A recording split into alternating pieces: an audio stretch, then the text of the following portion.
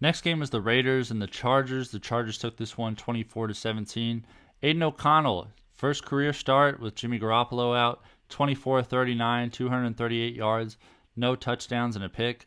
Dorian Thompson-Robinson played a lot worse than this, so rookie quarterbacks did not do totally well today. So, C.J. Stroud did for sure, but and you could argue Anthony Richardson did from a fantasy point of view, but I wouldn't say this was a total bust from Aidan O'Connell either. That yards and that completion percentage is not bad whatsoever. Josh Jacobs rebounded, 17 carries, 58 yards, and a touchdown. Somewhat inefficient, but good to see him bounce back. He was also super productive as a receiver, 8 catches for 81 yards on 11 targets. Just monster day for him. And through the air was where he really did his damage. Zamir White had 3 carries for 15 yards, and Aidan O'Connell just had the 3 rushing yards, but he had a rushing touchdown to go with it. Jacobs, like I said, 8 catches, 81 yards. He led all receivers today. Davante Adams, 8 catches, 75 yards on 13 targets. Jakobi Meyers, disappointing day today with the rookie. 2 catches for 33 yards for him. Amir Abdullah had 2 catches for 14. Johnston had a catch for 12. Hunter Renfrow had 2 catches for 12. That's more than he's been doing recently. And Austin Hooper had the 1 catch for 11. So keep playing Davante Adams. Obviously, Jakobi Meyers, hold off on playing him unless Jimmy Garoppolo is in. Josh Jacobs, awesome to see him bounce back. I just wouldn't expect this sort of receiving production week to week. I think that was more a product of the rookie quarterback checking it down. And Jimmy Garoppolo should be back next week. So Jakobi Meyers managers do not need to panic. Josh Jacobs, clear must start. Keep rolling him out there.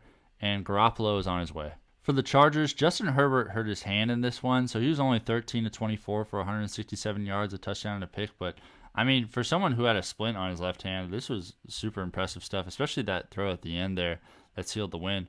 Joshua Kelley with Austin Ekeler out, he had a whole bunch of carries, 17 carries, 65 yards for him.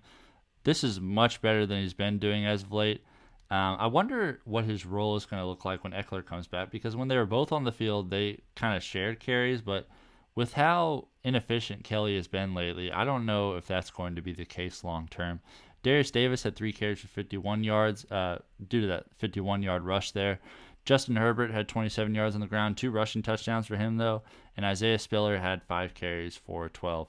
Joshua Palmer was the leading receiver. He had 3 catches for 77 yards on 8 targets. Really good stuff from him. Keep playing him.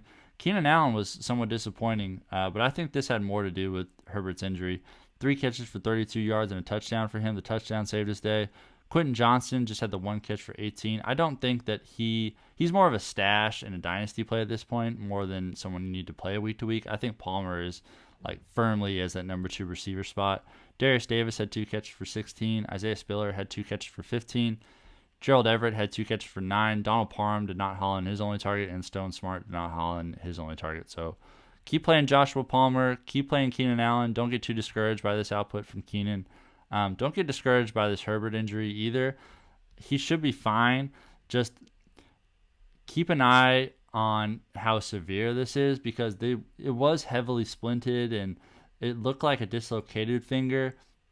Maybe a break there. Just something we'll have to watch moving forward. I don't think he'll miss time because he did play through it today. And Joshua Kelley, if you need the roster spot, I can understand why you would drop him, but hold on to him if you can, just because him and Ekeler shared the rushing duties when they were both in the game.